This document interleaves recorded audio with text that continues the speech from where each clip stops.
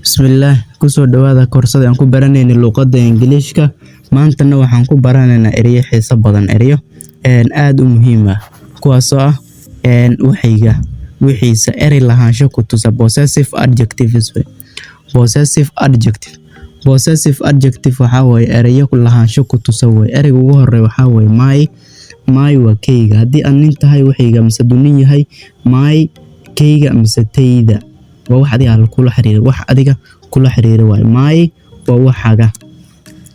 You are kaaga ama taada. Kaaga waa shay adiga leedahay. Your father adiga aabbaha. Your dog adiga eygaagi.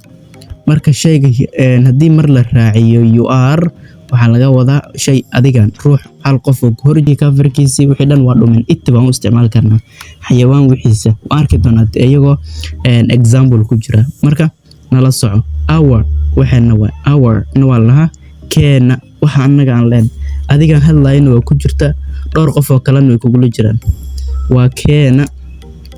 There waa kooda adiga kuma jirtid dhowr qof ah isla leh. There waa kooda. Example markaan fiirino ereyada haddaan soo fiirinaynay oo ahaa isku xiriyaasha shayga dadka la xiriiriyaasha waxba dadkan la xiriirinay. This waa hal shay agtaada yaalo. This is kani waa ha notebook waa buugeeda buugay wax ku dhiganaysay.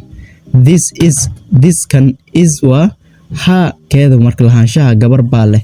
Ha notebook waa buugeeda cashar miisku saaran. Your book is on the table miisku saaran yahay. My brother aniga walaalkay. Your brother adiga walaalka ilan you are adal lagu xijinayo sama. Your brother adiga walaalka is waa qof tall dheer. Your brother walaalka is tall waa u dheer yahay. Marka guriga hal qof dhowr qof wada gadateen mise adiga iyo qof kale isku darsateen meel baa yara kirista gurigeena hay shay dheer ba dhowr qof isla gadateen mise meel baa degantiin family baa tiin hadeertan gurigeena. Marka awa waa adiga iyo dhowr qof kale waxa isla leedahay.